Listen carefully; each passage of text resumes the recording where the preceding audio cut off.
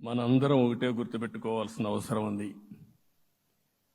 ఏ అహంకారంతో విర్రవీగిపోయారో ఆ అహంకారం కూలిపోయింది.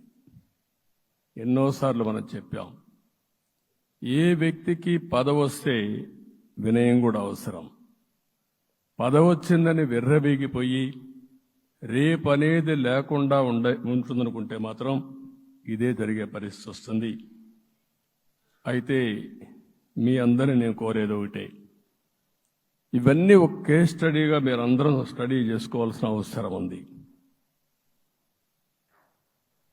ప్రజలు బూతులు మాట్లాడే నేతల్ని, అరాచక శక్తుల్ని, అవినీతి పరుల్ని చూశారు. పాలకులంటే ఎలా ఉండాలో చూశారు. ఈ 5 సంవత్సరాల్లో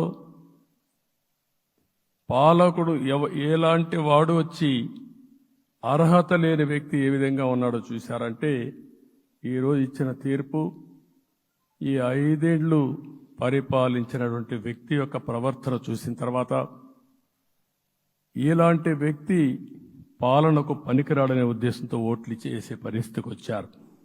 ఇది నా ఉద్దేశ ప్రకారం ఒక కేస్ స్టడీ అవుతుంది. మనందరం కానీ జాగ్రత్తగా ఆలోచిస్తే. కానీ మనం కూడా అదే విధంగా కక్ష తీర్చుకోవాలి అని కానీ మనం ముందుకు పోతే మనకు కూడా సమస్య వస్తుంది. అదే సమయంలో ఒకటే చెప్తున్నా, తప్పు చేసిన వాడిని క్షమించి పూర్తిగా వదిలిపెడితే కూడా మళ్ళా అలవాటుగా మారుతుంది. తప్పు చేసిన వాళ్లకు శిక్ష పడవలసిన అవసరం ఉంది, చట్టపరంగా శిక్షించాల్సిన అవసరం ఉంది. అదే సమయంలో విధ్వంస రాజకీయాలు, కక్షా రాజకీయాలు కాకుండా ఇవన్నిటిని ప్రక్షాళన చేయాల్సిన అవసరం ఉందని చెప్పి కూడా నేను మీకు తెలియజేస్తున్నా. ఇంకొక పక్క 5 ఏళ్లలో ఎన్నో సంవత్సరాలు చూశాను, కానీ కార్యకర్తలపైన దాడులు, హింసా రాజకీయాలు, అక్రమ కేసులు, వేధింపులు, కడాన సోషల్ యాక్టివిస్టులు కూడా ఇష్టానుసారంగా కేసులు పెట్టి హెరాస్ చేస్తే నిద్రపోకుండా వాళ్ళు కాపాడుకున్నాం. ఇంకొక పక్కన అన్ని పార్టీలకు 3 పార్టీలకు అనుభవం ఉంది. ఈరోజు మీరు చూస్తే ప్రాణాలు తీస్తూ అరాచకంగా ప్రవర్తిస్తూ తెలుగుదేశం పార్టీలో ఒక ఉదాహరణ చూసినప్పుడు అన్ని పార్టీలకు వర్తిస్తుంది.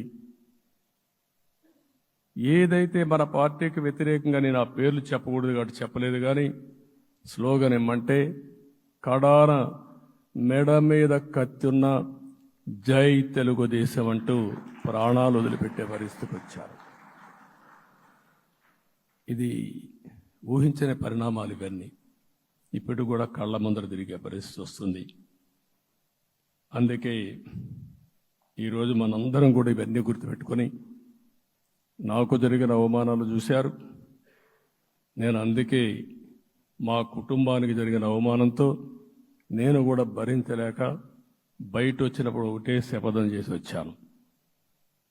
ఆ శపథం, ఇది గౌరవ సభ కాదు, ఇది కౌరవ సభ.